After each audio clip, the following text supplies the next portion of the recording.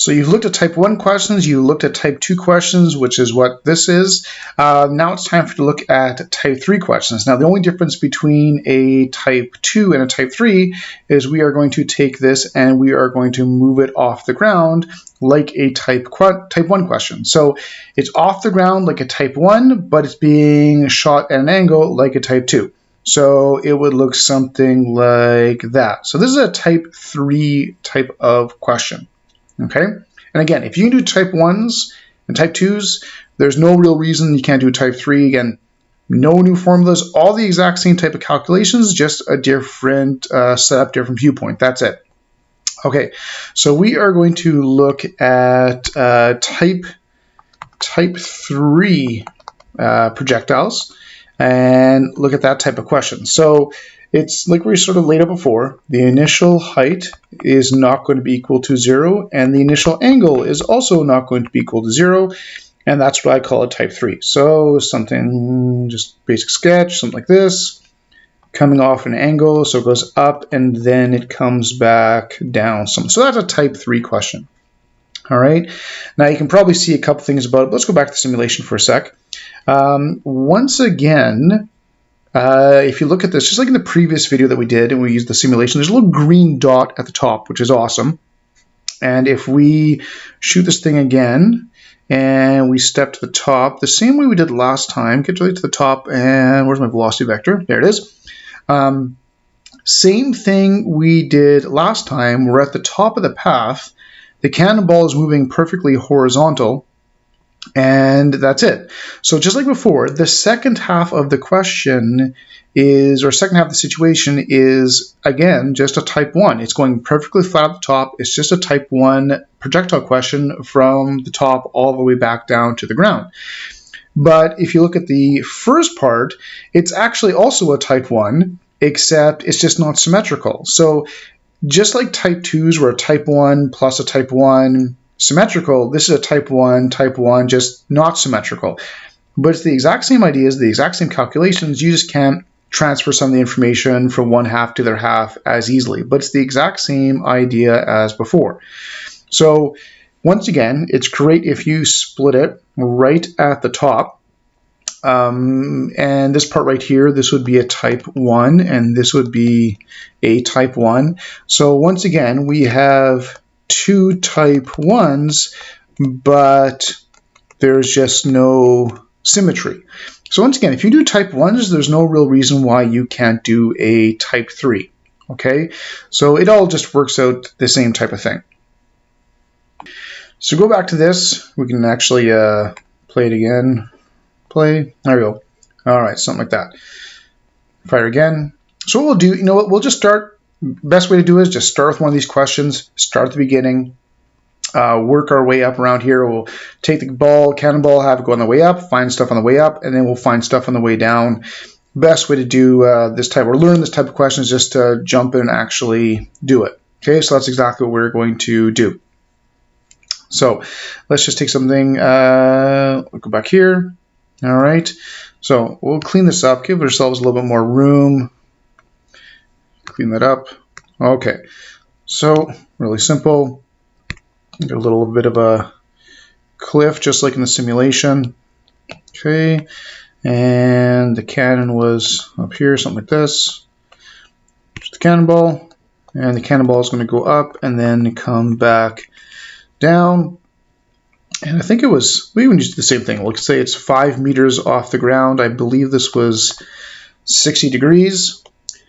And it was shot at 16 meters per second. Now let's just work through the scenario and just solve for everything.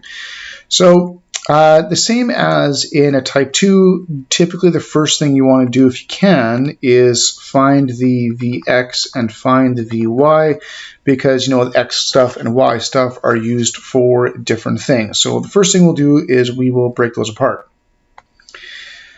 So 16 cos 60, that'll give us 8.0. And then if we do the 16 sine 60, we get a Vy of like 13.9.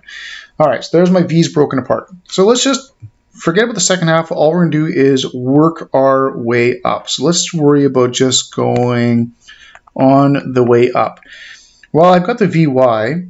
So probably the easiest things to do would be to find the time up. So the time up would just be my delta Vy divided by G, and I can find how long it takes to go up. So if I divide the two out, get around, about 1.41 seconds to go up. And of course, that's just the time to go up. It's not symmetrical, so it's going to take more than that to go down because it is farther. Now, it would take 1.41 to get to that point right there in the second half, but that's not what we want to do. Okay, so let's find out what else we can do on the way up. We've got the time up, so then I can find the distance up. And if I find the distance up, that's just the 1/2 gt squared using the time up. Works really, really well for that. So if I do that, I can find out that the cannonball went 9.8 meters up. Now that is the distance up from the cliff, whatever you want to call it. So that's just this distance right here would be 9.8 meters. Well, if I knew it started at 5, that means I can just add the two together. Start at 5, went up another 9.8. I can then get my maximum height, would just be the combination of those two. Got the 5, got the 19.8, so that's 14.8 meters is the maximum height of my cannonball. Okay, that's all the stuff on the way up. So now let's bring it back down. And when you bring it back down, we're literally just, it's a type 1 question from a height of 14.8. That's all it is. So a nice thing to do would be to find the time on the way down. And if I find the time on the way down, the 1/2 at squared comes in really nicely. So it'd be 2 times the maximum height divided by g square root. So just the 1/2 at squared expression. And then we can find out how long it took to go down. And we know it's going to be more than 1.41. And when we punch that out, we get like all around 1.74 seconds on the way down. So that was my time down. So with that now, I do have my time up of 1.41. I do have my time down of 1.74. So, I mean, just those two things alone, I know that my time of flight would be the combination of those two things put together, which would be around 3.15 seconds. That's my time of flight. So other things I could find on the way down, I know that the height down is just the height maximum, but I could find the Vy down. So my delta Vy on the way down would be g times my time down. So it's using VAT again, but only using the time down. So if I use that 1.74 times the 9.81, I can find out that my Vy on the way down was 17.1 meters per second, which makes sense. The initial Vy was around 14 on the way up, and since it's falling a lot farther than it went up, obviously the new Vy is going to be greater. So again, losing a little bit of that symmetry. All right, so there's all of my up stuff. There's all of my down stuff. I got my total time of flight. Well, let's see what other total things I could do. Easiest one's probably my range. My range would just be dTV, and I would use the total time. So I'd use that 3.15 that's right there. So if I take that 3.15 and multiply it by my Vx, which is the 8, which never changes, we get a range of about 25.2 meters. Okay, so there is my range for the entire thing. Really, the only thing left would be the final velocity. That's the only thing that's really left. But again, same type of thing as we've done before. I got my Vx, that never changes, so that was 8.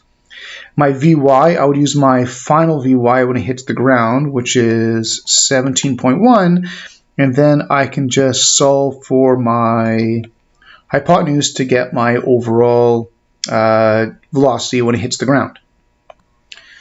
So if we do a little Pythagoras and stuff like that, the impact of velocity looks like around, it's going to be around 19 meters per second, and then we'll solve for the angles, so like 17.1 and the 8, and I like to use tan theta for this.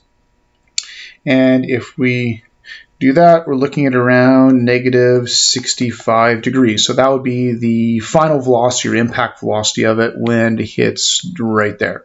Okay, so that's a type 3 question. So it looks like it's a bunch of stuff, but it's the same steps over and over and over again. There's nothing really new, different, or blah, blah, blah. It's just the same type thing. You just take one piece, to find the stuff on the way up, piece things together, find things on the way down, look for total stuff. That's basically it. But again, no new calculations, no new quantities, just a different type of perspective or setup for the initial thing. So let's try another one here. Let's try this. Let's draw. Okay, so like some rocks, something like that, something like this. Down here, we're going to have some water. And we've got the guy over here.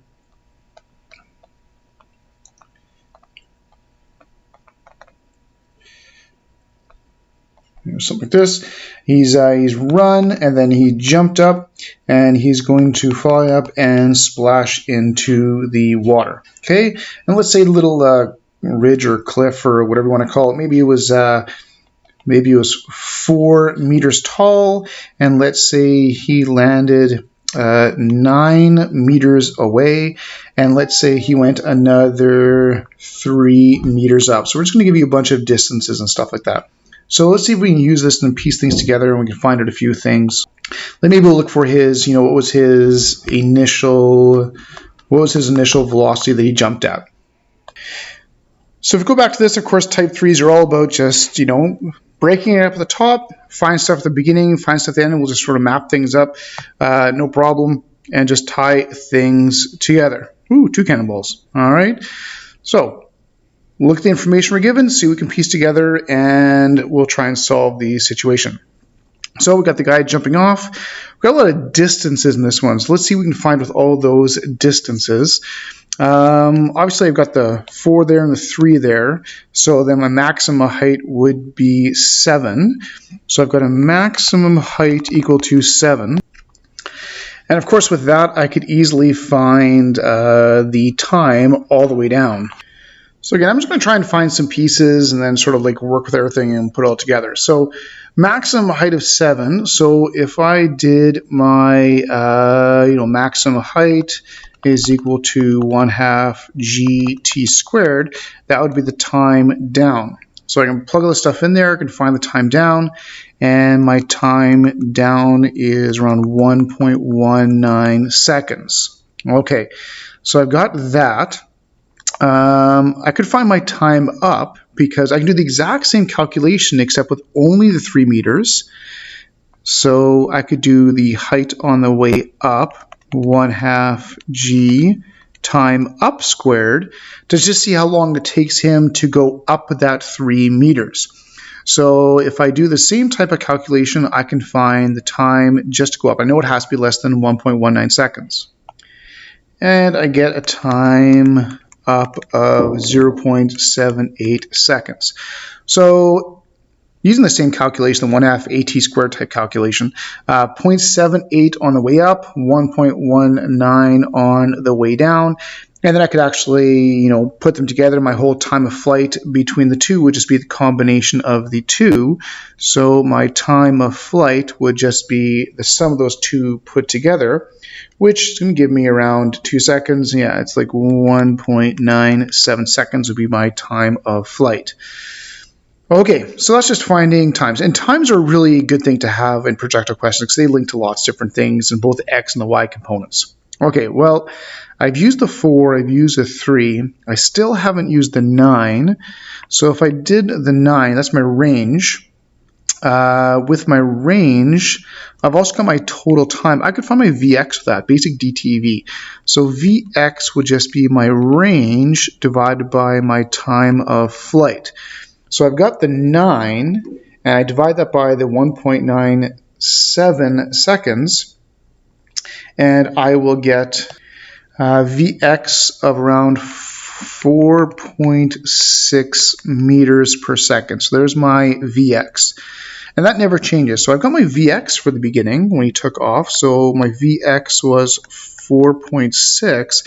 I see the Vy. So to find the Vy he started with, I've got the distance up. I've also got the time up, though. I found that, so I can use that. That could come in handy. So if I have the time just to go to the top, I can use my change in V equals AT. So it's going to be change in Vy going up is going to be G time up. So it's basically VAT.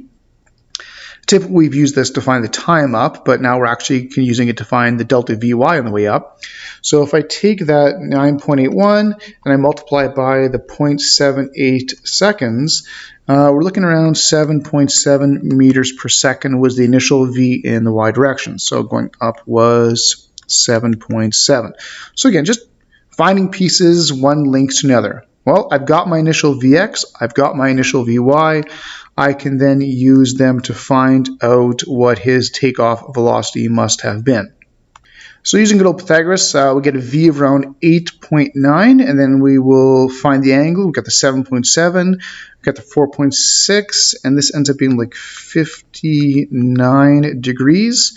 So put it all together, the initial velocity must have been around 8.9 meters per second at 59 degrees for him, for him to go up and then go splash into the water, something like that. Okay, so there's another basic type 3 question. Again, no new calculations, some DTV, some VAT, just put the pieces where they belong, map things out, label them, whatever you need to do. I can color code on this thing, makes it a little bit easier for up and down stuff and different things.